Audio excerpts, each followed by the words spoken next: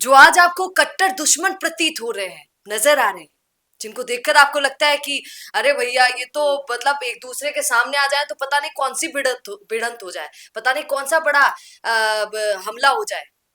किसकी बात कर रही हूँ? आप तो जानते हैं राजस्थान में अभी भैया उपचुनाव की बात चल रही है, जनता की ही बातें सब कर रहे हैं। नरेश मीणा और प्रमोद जन भाया लगते हैं ना दोनों एक दूसरे के बड़े दुश्मन, क्योंकि दोनों एक ही दूसरे पर वार करते रहते हैं। उनको भाजपा वालों से मतलब ही नहीं है, दोनों एक दूसरे पर ही कटाक्ष कर रहे हैं, तंज कस रहे हैं। पर जानते हैं आप, ये दोनों कभी बेस्ट फ्रेंड हुआ करते थे। ये दोनों कभी कहते थे कि भाई तू जो बोल देगा वो मैं कर दूंगा और मैं जो बोल दूंगा वो तू कर देगा। ऐसे काम किया करते थे, इतने अच्छे दोस्त हुआ करते थे।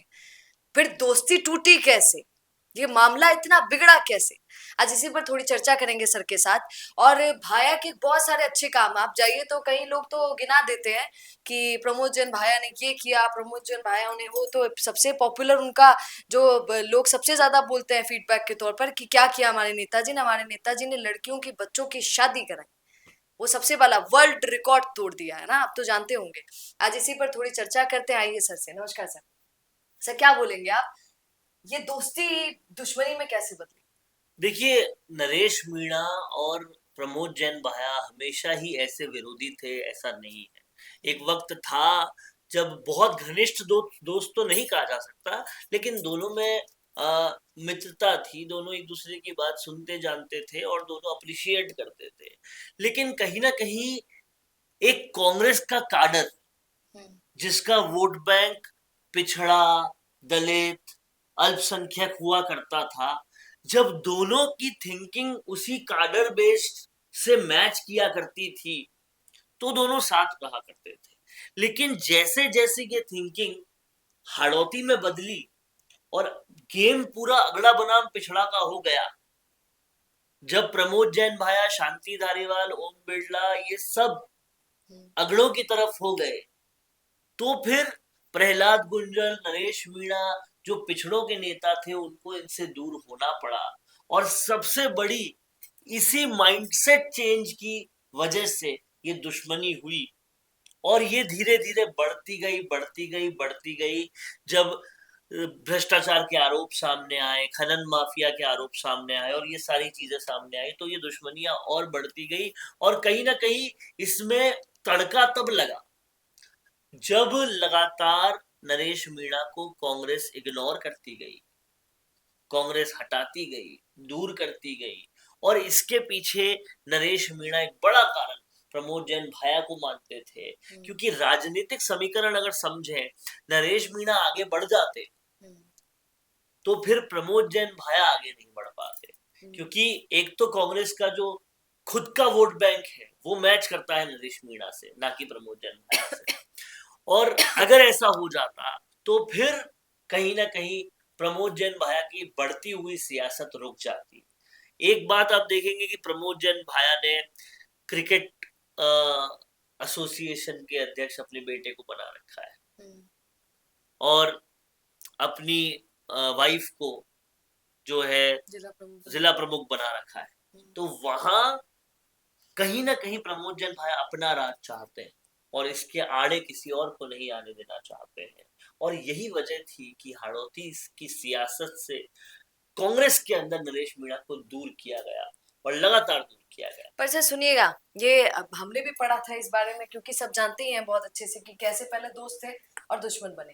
तो इसकी शुरुआत तब हुई थी जब कांग्रेस ने टिकट देने की बात कही, जाहिर और तौर अंदर ही अंदर प्रमोद जन भाया को बुलाकर बोला कि आपको टिकट देना। वही मैं बात कह तो रहा हूँ, अब लोग क्योंकि क्या वो कह रहे हैं? वो अंदर ही अंदर नहीं हुआ। वो दरअसल उसके पीछे असलियत ये थी कि प्रमोद जैन भाया जो ऊपर तक श्री मेवाड़ हेलीकॉप्टर मानसरोवर जयपुर लेकर आया है आपके लिए बहुत बड़ा उपहार। रॉयल शादी एंट्री हो, इलेक्शन टूर हो, एयर एम्बुलेंस हो, पुष्प वर्षा हो या वीवीआईपी दर्शन हो, इसीलिए अभी तुरंत बुक कीजिएगा। फेवर्स कर सकते थे, जानकारी रख सकते थे, जो चीजें कर सकते थे, वो नरेश मीणा के बस की बात तब नहीं थी। उनकी जो सांठगांठ पूर्व मुख्यमंत्री अशोक गहलोत के साथ थी, जो हर तरह से थी, वो सारी सांठगांठें नरेश मीणा नहीं कर सकते थे। पर सर सब कहते हैं कि फिर क्या दोस्ती सिर्फ इसीलिए थी क्या? दोस्ती टिकट के कारण तोड़ दी गई। उस समय प्रमोद जन भाया ने बोला भी था नरेश मीणा को कि अगली बार कभी तुम्हें मौका मिल जाएगा, इस बारी उनको मिल रहा है। तो सब बोलते थे कि क्या दोस्ती सिर्फ टिकट से देखिए दोनों तरफ की चीजें थी। एक तरफ जहां प्रमोद जैन भाया अपने रास्ते में किसी को आने नहीं देना चाहते थे, वहीं नरेश मीणा में कहीं पर भी वो पेशेंस नहीं था कि इस बार टिकट नहीं लूं मैं अगली बार ले ले लूंगा। वो भी डेस्परेटली लड़ना चाहते थे चुनाव। उसकी भी एक वजह थी क्योंकि वो काफी वक्त से पॉलिटिक्स में है और उनको मौका नहीं मिला। तो ये यूनिवर्सिटी में भी मौका हाँ, तो ये दोनों चीजें हैं। लेकिन समझने वाली बात ये भी है कि प्रमोद जैन भाया जो है वो सिर्फ भ्रष्टाचार करते हैं ऐसा भी नहीं है। उन्होंने बहुत सारे अच्छे काम किए हैं और जैसा आपने कहा कि उन्होंने दलित पिछड़े समाज की बच्चियों की शादियां करवाई से इतना काफी है। और बहुत सारी, छोटी मोटी नहीं, ये संख्या छोटी मोटी नहीं थी, हजारों लोगों की शादियां सिर्फ करवाई। 2222 हाईएस्ट तो रिकॉर्ड। हजार लोगों से ज्यादा ही हो गए, 2222 लोगों की शादियां उन्होंने करवाई। उसके अलावा दान दक्षिणा में भी बहुत ज्यादा काम किया और उसके अलावा अंता का विकास जो है आज तक जितना हुआ उसमें दो ही लोगों का बड़ा योगदान बताया जाता है, प्रभुलाल सैनी और प्रमोद जैन भाया। कई सारे विकास कार्य करवाए गए, कई सारे विकास कार्य जिनको वो अपने खाते में हमेशा लेते हैं वो केंद्र सरकार ने भी किए हैं और केंद्र सरकार उस वक्त भाजपा की थी। लेकिन बड़ी बात यह पैरवी तो करनी पड़ती है, वकील पैरवी नहीं करेगा तो जज फैसला कैसे देगा। तो विधायक की पैरवी के बाद ही विकास कार्य होते हैं। हनुमान बेनीवाल अगर इस बात का श्रेय लेते हैं कि उन्होंने प्रधानमंत्री ग्राम सड़क योजना का हिंदुस्तान में सबसे ज्यादा पैसा वो नागौर में लाए, तो क्या प्रमोद जैन भाया केंद्र सरकार से काम लाने का क्रेडिट नहीं ले सकते? जो विधायक है उसकी पैरवी के बिना तो कुछ चीज हो नहीं सकती।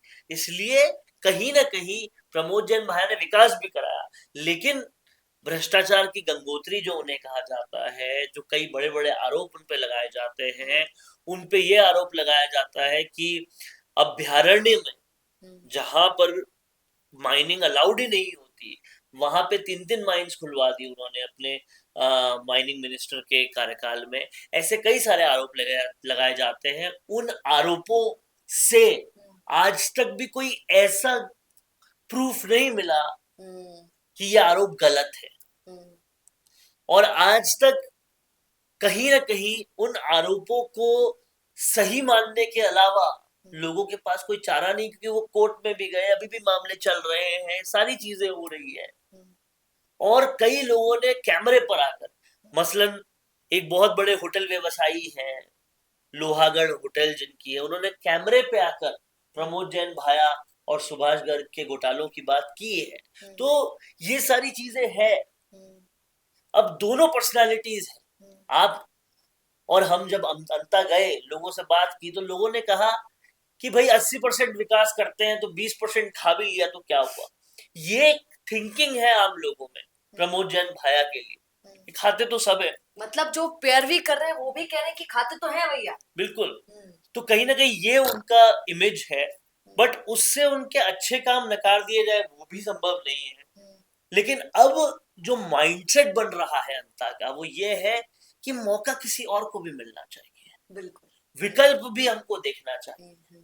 ये बार बार कांग्रेस बीजेपी ही क्यों क्यों कोई थर्ड पर्सन नहीं। और खासकर नरेश मीणा ने जिस तरह से समरावता, झालावाड़, अनशन, ये जो सब कुछ किया है उसका थोड़ा इम्पैक्ट तो पड़ा है और उसी से वो जातियों के बाहर जा पाए। आप देखिए धाकड़ समाज के बड़े नेता उनके साथ लगातार घूम रहे हैं, स्थानीय लोग उनके साथ घूम रहे हैं, उनकी संख्या बढ़ती जा रही है। नरेश मीणा की कैंपेन की ताकत बढ़ती जा रही है। कैसे बढ़ रही है? ना तो उनके पास उतनी बड़ी कोई संपत्ति है प्रमोद जैन भाया की जैसी, ना उनके पास कोई धन बल है। कैसे बढ़ रही? कहीं ना कहीं उन्होंने ये साबित किया है कि मैं गरीबों के लिए काम करूंगा, उसी वजह से बढ़ रही है। और एक मौका अगर नरेश मीणा को मिलता है तो इससे फायदा राजस्थान को ये होगा कि कोई सड़क पर संघर्ष करने वाला नेता विधानसभा के अंदर आए। हनुमान बेनीवाल तो बैठे हैं संसद में, संसद से यहाँ आकर बाहर धरने प्रदर्शन करते हैं। विधानसभा के अंदर कोई ऐसा मिले जो भरसक विरोध कर सके, जिसको कोई डर ना हो कि ईडी आ जाएगी या मेरे घर पे कुछ हो जाएगा, मेरी कलाम अकेडमी को कुछ हो जाएगा। ऐसा कोई भी उन्हें दिक्कत ना हो और वो भरसक विरोध कर सके। तो सर आप भाया के लिए इतना बोले कि जो समर्थक हैं वो खुद भी बोल रहे हैं कि हाँ थोड़ी चोरी तो की है। जब इतना लोग बोल रहे हैं, इतने सबूत मिल रहे हैं, उसके बावजूद भी कुछ नहीं हो रहा, तो आपकी बातों से लोग कहेंगे कि सर जी आप तो ये कहना चाह रहे हैं कि भाजपा क्या मिली हुई है, क्या भाजपा भी प्रमोद जन भाया को आशीर्वाद देकर बैठी है? देखिए, ठीक ये है मैं आप क्या, चाहते हैं। हनुमान बेनीवाल और कई लोग कहते ही हैं कि वसुंधरा गहलोत मिले हुए हैं। हम्म, जब वसुंधरा गहलोत मिल सकते हैं तो तो प्रमोद जन प्रमोद भाया। जन भाया किसी से क्यों नहीं मिल सकते? सर और अब तो सीएम सर बदल गए हैं, तो वसुंधरा और देखिए, आप इस बात को समझिए कि हाड़ौती से वसुंधरा का अस्तित्व सीएम से भी बड़ा। अगर बड़ा नहीं होता हम्म, तो उनको मनाने के लिए सीएम सर पहले खुद नहीं। सीएम फिर डिप्टी सीएम वहां के चक्कर नहीं लगाते। आप इस बात को समझिए कि वसुंधरा जयपुर नहीं आई एग्जैक्टली उनको मैडम को जाने की जरूरत नहीं होती, मैडम के पास तो ही सब है। रुतबा किसका है, खौफ किसका है, रुबाब किसका है, जी। हैसियत किसकी है, कद किसका है, वो सब पद से डिसाइड नहीं होता। तो चलिए आप क्या कहेंगे सर की बातों पर, कमेंट जरूर कीजिएगा। बने रहिए द फैक्ट इंडिया के साथ। नमस्कार। बिजनेस अच्छा हो सकता है, लेकिन अगर नाम नहीं दिखा तो पहचान कैसे बनेगी? अब टेंशन छोड़िए, द फैक्ट इंडिया आपके बिजनेस को देगा वो पहचान जो पूरे राजस्थान में हर किसी तक पहुंचे। न्यूज चैनल पर विज्ञापन, पॉडकास्ट और प्रमोशन के जरिए आप सीधे 5 लाख सब्सक्राइबर और 10 करोड़ से ज्यादा व्यूज तक अपनी पहुंच बना सकते हैं। तो देर किस बात की, आज ही द फैक्ट इंडिया से जुड़िए और अपने बिजनेस को बनाइए हर घर का नाम।